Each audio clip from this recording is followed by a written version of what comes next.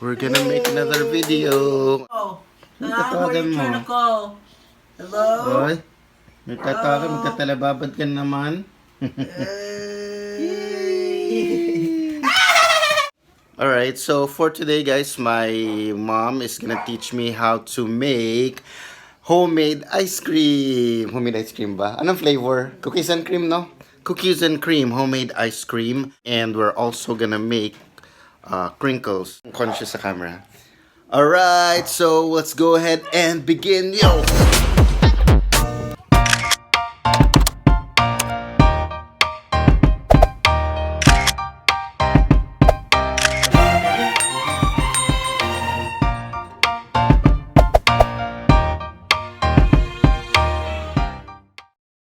So to make homemade ice cream, here's what you'll need. 1 can of 154 ml Alaska Classic Evaporated Filled Milk. 1 can of 300 ml Cowbell Condensada. 4 packs of 125 ml Nestle All-Purpose Cream or equivalent.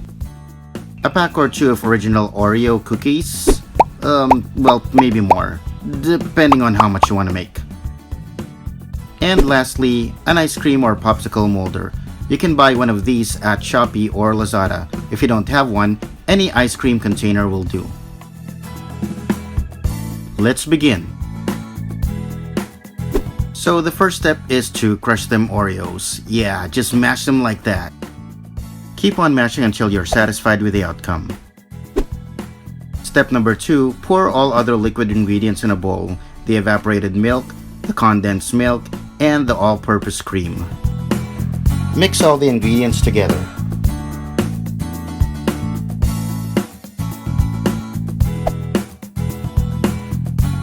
After a few minutes of mixing, you can go ahead and add the Oreo bits. Alternate between mixing and adding more Oreos into the bowl.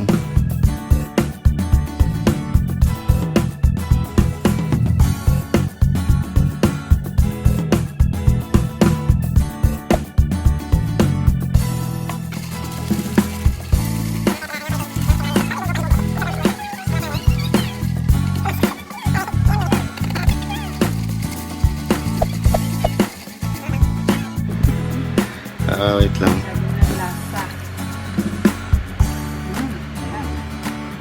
Dapat. Once done, pour the contents onto your ice cream molder or any other container.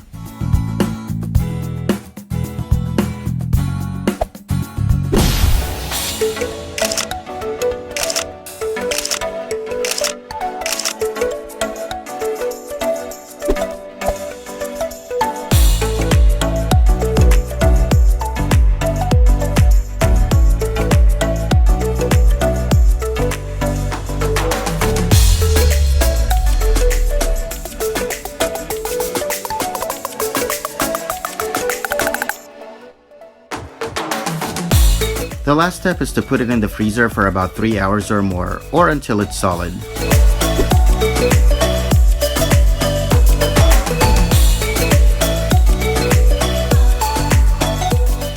Alright, so this is the second batch.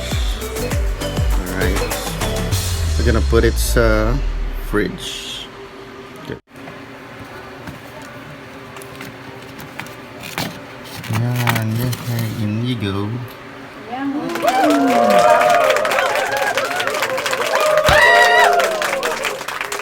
So, gawa na ang ice cream. Pinalalamig muna namin siya sa ref. For ilang hours yun i-freeze mo? Wala lang. Wala lang.